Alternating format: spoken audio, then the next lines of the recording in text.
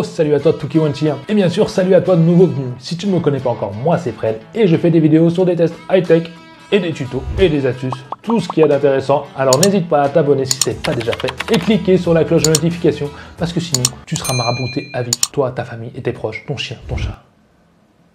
Donc aujourd'hui on est parti pour tester la Mi Box TV et on va voir ensemble ce qu'elle vaut en rapidité, ce qui se cache à l'intérieur, Android TV, les compatibilités, le Wi-Fi, tout ce qu'il faut savoir. Et tu sauras à la fin de la vidéo est-ce qu'il faut l'acheter ou non et surtout où il faut l'acheter. On y va. Alors avant toute chose, on va regarder le prix de ce petit bébé. Il faut savoir que j'ai le modèle Full HD qui coûte le moins cher bien sûr. Oui. Là on est sur le modèle qui tourne autour des 30 € en Chine en ce moment. D'ailleurs je te mets le lien en dessous pour la Chine et aussi sur Amazon en France si tu veux regarder et comparer. Il faut savoir qu'il existe ce modèle 4K qui coûte quand même plus autour des 50 €, voire 60, donc je n'ai pas pu l'acheter. Mais en tout cas, il y aura les mêmes fonctionnalités, il sera juste un peu plus rapide parce qu'il tourne en 4K. Bon alors à l'intérieur de la boîte, qu'est-ce qui se cache? On fait le tour de la boîte, rien d'extraordinaire, les applications compatibles en dessous. Ouais bon, on va regarder à l'intérieur, c'est plus simple. Donc il se cache tout simplement dans cette boîte bien rangée. En tout cas, on a le Mi TV Stick qui est plutôt compact et joli. Je ne m'attendais pas à un truc aussi léger, c'est bien. On a donc les fils micro USB et la prise d'alimentation pour le 220 volts et aussi la télécommande. Ouais, rien de plus, rien de moins. Ils auraient pu mettre les piles avec, ça serait quand même pas mal. Alors au niveau du design du Mi TV Stick, ouais, elle est jolie, elle est pas mal, c'est vrai que j'aime bien, mais elle a quand même un défaut que je vais t'expliquer juste après. Déjà, premier défaut que je lui trouve, c'est qu'il n'y a pas de port USB. Bah ouais, j'aurais aimé mettre une clé USB à l'extrémité, ça aurait été pas mal. C'est petit, ok. Il n'y a pas de prise jack, ok. Il n'y a pas de prise réseau si tu n'as pas de Wi-Fi. Bon, de nos jours, qui n'a pas de Wi-Fi? Mais son plus gros défaut, il vient de la prise HDMI. Parce que quand tu regardes le plastique qu'il y a autour, eh ben écoute, il est trop large. Et quand tu brancheras ça sur sa télé, si tous tes ports HDMI sont pris, tu devras en condamner un. Parce que oui, il est beaucoup trop large et donc il va venir chevaucher l'autre port HDMI qui est à côté. Tu ne pourras pas brancher une autre prise HDMI et donc condamner cette fameuse prise HDMI. Bien sûr, il y a une solution, Tukiwanchi trouve toujours une solution. Il existe un micro-rallonge HDMI que j'ai trouvé en Chine qui vaut seulement 1,50 €. Je te mets le lien en dessous, mais il va falloir attendre une dizaine de jours pour le recevoir, voire 15 jours, voire plus. Il existe aussi sur Amazon, bien sûr tu as le lien, mais il est plus cher, entre 5 et 7 €. Donc c'est moins intéressant tout de suite. Après, si tu as assez de port HDMI, tu condamnes rien. Pour acheter ça, ça sert à rien. Pour ceux que ça intéresse, je vais t'expliquer vite fait l'installation.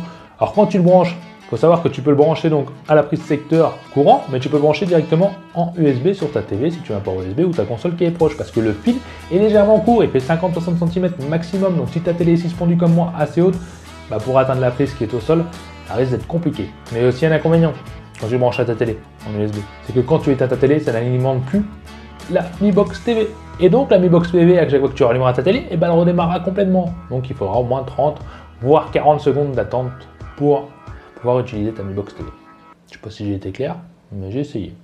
Donc quand tu le branches, tu l'allumes, il te demande ton pays, tu mets bien France, il va te demander tes passes pour se connecter en Wi-Fi. Moi j'ai fait la version simple, j'ai marqué donc mon code d'accès Wi-Fi, tu peux le faire avec Google, ça reste plus compliqué à mon goût. Ensuite il va te demander ton compte Google pour pouvoir se connecter à Play Store et YouTube, etc. Donc tu mets tout en route et bien sûr il va te dire de faire une mise à jour et n'hésite pas à le faire et la télécharger. Comme ça tu profiteras pas des bugs du début quoi. Ensuite, on va passer directement à la télécommande pour voir les fonctionnalités. Quand tu regardes en haut, on a le bouton Power qui te sert à allumer, bien sûr. En dessous, on a donc le contrôle Google qui te permet de contrôler, entre guillemets, ta Mi TV Stick à ta voix. Tu pourras faire des recherches sur YouTube, par exemple dire quel est le meilleur YouTuber français, et tu vas tomber directement sur Tukiwanchi, sur YouTube, des suggestions. Donc c'est plutôt bien, c'est Google Voice. Moi j'aime bien, je trouve ça pratique, surtout quand tu fais des recherches d'applications, etc. C'est plus rapide. Oui, le micro est caché juste au-dessus là, il y a un petit trou. En dessous, donc tu as la navigation avec le bouton OK pour la gauche-droite. Dessous, donc tu as le tiroir d'applications, ce petit carré, c'est pour faire afficher les applications, tout simplement.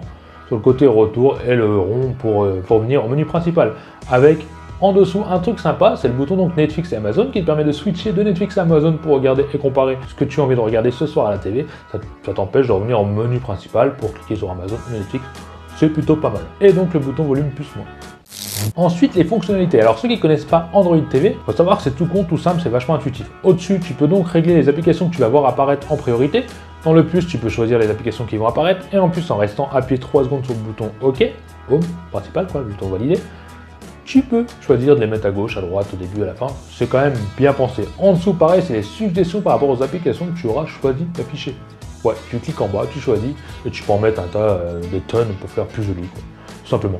Après, en haut à droite, donc, tu auras le bouton paramètres qui te permet de configurer tout ce qui est Wi-Fi, si tu veux changer le réseau Wi-Fi, à savoir que le Wi-Fi est compatible en 2,4 et 5 Hz. Tu as aussi le Bluetooth parce que oui, tu veux en Bluetooth 4.2 et tu peux donc connecter les enceintes Bluetooth, une barre de son, des écouteurs, une souris, un clavier, ce que tu as besoin. Et c'est vraiment pas mal, il n'y a pas de bug là-dessus, c'est super fluide. Par rapport au Wi-Fi, ce que j'ai pu constater, c'est qu'il était quand même moins performant, c'est-à-dire qu'il captait moins que la Amazon TV Stick. Je ne sais pas si tu connais, je te mets le lien ici de la vidéo test, qui a quand même une sacrée portée Wi-Fi. Celui-là était légèrement moins. Pour moi, c'est pas trop gênant parce que je suis pas trop loin, mais c'est vrai que quelqu'un qui est loin, ça va être le meilleur là-dessus. D'ailleurs, on dit le meilleur ou la meilleure? Le Mi TV Stick ou la Mi TV Stick? Je t'invite à me le dire dans les commentaires parce que tu sais peut-être mieux que moi en fait. Alors oui, en utilisation de tous les jours, c'était plutôt bien, j'étais quand même agréablement surpris. Je ne m'attendais pas à pire en tout cas. Faut voir que c'est plutôt fluide en règle générale. Il n'y a pas trop de latence, même s'il y en a, je ne m'attendais pas à un truc de ouf. Où j'ai eu plus de problèmes, des fois c'était sur YouTube dans les recherches, quand j'appuyais, ça prenait 2 ou 3 secondes à réagir. Il y avait des grosses latences, je ne sais pas pourquoi. Il faut savoir qu'en utilisation sur les vidéos, etc., il n'y a aucun bug. La vidéo fonctionne bien, le son suit bien, l'image est bonne. Si tu as un bon réseau Wi-Fi, là-dessus, il n'y a aucun problème. C'est vraiment plutôt dans les recherches ou dans les navigations menus où tu sens que c'est fluide, mais ça force, quoi. Ça force quand même pas mal. Pour ceux qui sont intéressés, dans le Play Store, donc tu peux télécharger aussi Disney+. Tu peux rajouter Molotov TV si tu ne connais pas, c'est pour avoir les chaînes TNT gratuitement. Tu peux aussi ajouter Kodi, qui est une application quand même assez gourmande et bizarrement, elle est plutôt même bien fluide sur la Mi TV Stick. Un bon point positif quand même. Dans l'ensemble, cette Mi TV Stick est plutôt pas mal, elle est plutôt fluide entre guillemets, elle fonctionne bien, mais au final, elle n'a pas une grande utilité si tu as une Xiaomi, si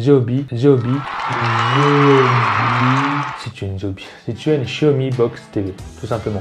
Parce que, à part le fait d'être compact et de pouvoir l'emmener en vacances et l'utiliser donc un peu partout grâce à son port USB pour le brancher, qui permet de ne pas chercher une prise de courant, c'est plutôt bien. Tu la connectes à ton portable en partage de connexion et tu peux l'utiliser partout. Mais elle est au même tarif qu'une box qui, elle, est plus puissante et donc plus de fluidité et moins de problèmes avec un port USB.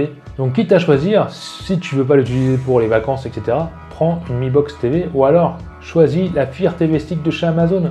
D'ailleurs, j'ai fait le test, je mets le lien au-dessus, qui elle est souvent en promotion à 25 € et tu auras plus la garantie Amazon que c'est Xiaomi acheté en Chine, etc. Mais on n'est pas sur Android TV.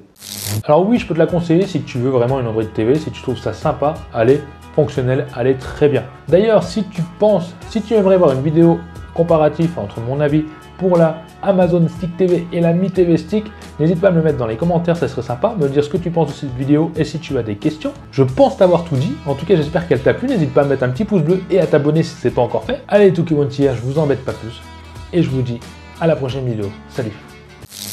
Allez, à vous, t'as aimé la vidéo. Lâche-moi un petit commentaire en dessous pour me dire ce que t'en penses. Abonne-toi, sinon tu seras marabouté par les yeux de tout qui want chien toute ta vie. Viens vite me rejoindre sur les réseaux sociaux et mate ma dernière vidéo juste ici. Allez, je compte sur toi pour la prochaine vidéo. Bye bye.